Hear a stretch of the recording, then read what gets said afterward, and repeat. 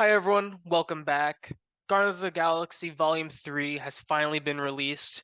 It is the finale of James Gunn's Guardians of the Galaxy trilogy, and frankly, I'm very happy with this ending. I was very worried considering we haven't gotten anything really great from Marvel since No Way Home. I'm very happy that this movie was very good.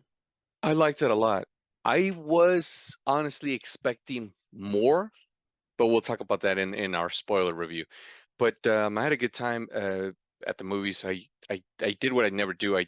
Now I'm the one that texted Griffin. My movie started. He saw it about what, an hour and a half before I did. Yeah, So by the time my movie was like midway, his had already ended, and my movie started late, which is something I had never experienced at a movie theater. And to make up for it, the movie theater was like, "We're gonna give you guys free popcorn and free drinks." I got the biggest fucking drink in the world, and I made the dumbass rookie mistake of like midway through the movie, my drink was gone, so I had to pee. Uh, I, I remember I texted Griffin a specific. I screenshotted him a scene, and I was like, "Hey, how much more do I have?" And this guy goes, dude, you have about 40 fucking minutes. I was like, I don't know if I'm gonna be able to do that, man.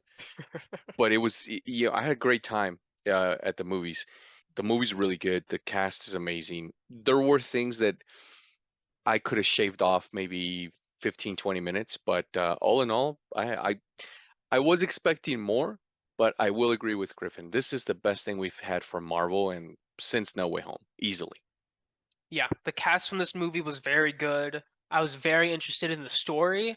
James Gunn finally balanced his humor with emotional themes.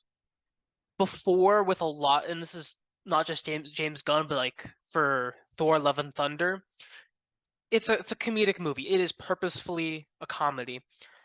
But instead of having an emotional scene and then ruining it with a joke, he sticks the landing with the emotional scene and continues to build up emotional drama and some very heartbreaking scenes. And he did it well while still balancing the humor and the same Guardians of the Galaxy feel that we've gotten in the first two movies. And that was very well done. And I think that was probably one of my favorite parts about this movie, is just how well it was balanced. There was also some really amazing action scenes, and there was one in particular that I think is one of my favorites out of the entire MCU, and that's not something that we've really had recently. We've not had the best action scenes. Continuing off, just breaking trends, we have an amazing villain like we've had for like the past several Marvel movies. We also have great heroes and a great story to back it up. Because before, all these Marvel movies have been falling flat and just having the villain being the outstanding great thing about this movie. But this movie, everything is tied well together. The story, the characters, the villain. The soundtrack wasn't as good as it has been for the previous Guardians of the Galaxy movies. That's also a very high bar. But everything tied very well together, and they tied off a lot of things that have been teased since Guardians of the Galaxy 1. I'm very happy with this. And one thing that was very unique for me is at the end of Endgame, I was happy the Avengers was over. It felt like a really good ending, and I was satisfied. At the end of this movie, I was genuinely sad that this is the last Guardians movie we're going to get, and I haven't experienced that before. With James Gunn, Yeah, with James Gunn. we're gonna get more Guardians. Yeah, but it's not gonna be the same. Oh no, yeah, no. This is the last time we see this particular iteration, but we're getting more Guardians of the Galaxy. I love the villain. Like with Thanos, I got the feeling that yeah, this guy's a threat, but I was like, I with feel other like the MCU difference was that villains, like Thanos made sense, and this guy was yeah, just this guy was just a an asshole. He prick. was he was just a complete fucking homicidal maniac, and that's you get that immediately for like from the guy being on screen. You're like, okay, this guy's a piece of crap, and you cared. Like Griffin said it perfectly. There's a lot of humor in this movie. There's scenes where you laugh your ass off, and but when the emotional stuff comes on, it hits. It hits home. There's some very emotional scenes in this movie.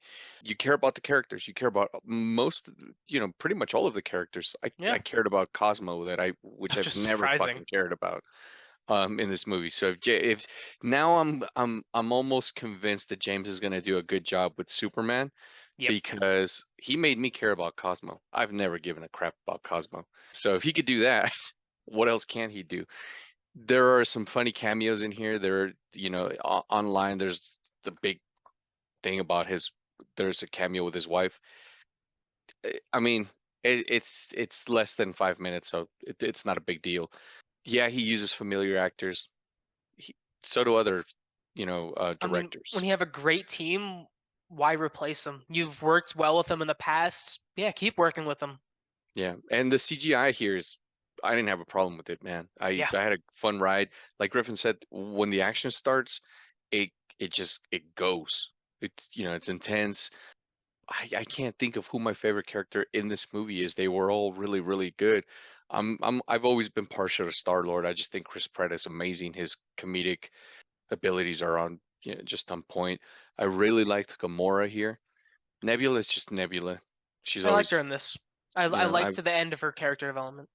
I've always liked Nebula, but this one I don't think I've really particularly ever cared too much for Gamora here. I really liked her. I don't really have too much to say other than, I had a fun ride. Also, FYI, if anybody cares, like fucking Jedi that I am, I held it through the entire movie, even though I had to pee like crazy. Didn't go to the bathroom.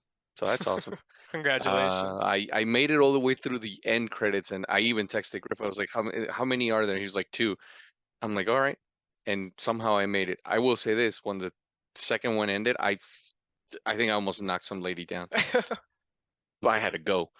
It was either that or it was going to be embarrassing. But no, I had a good time. I definitely will watch this again. Probably wait for it on Disney Plus, to be honest with you.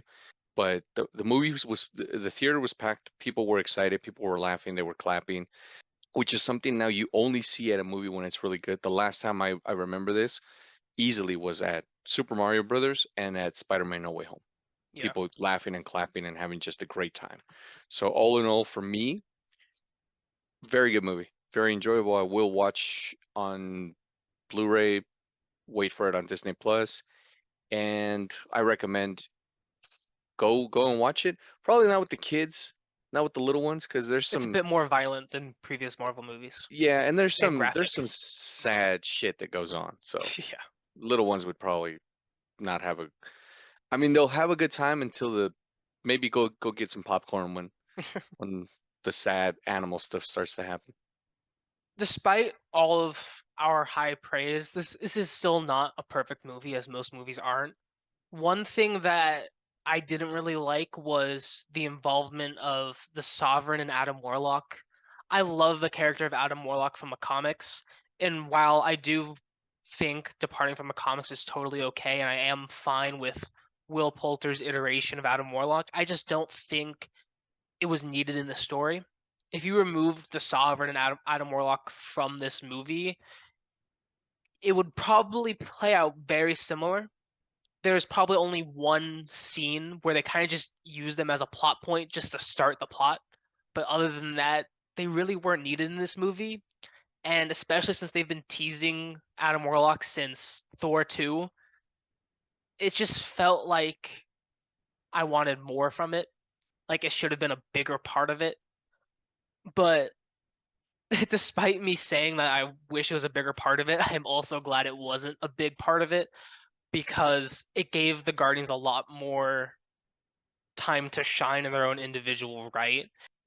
To me, Adam Warlock, I like what Griff's saying. I like the dude from the comics here, and this is no, you know, jab at the actor.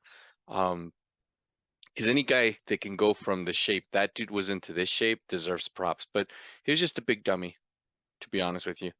When he spoke, I was like, that's not what I expected to hear.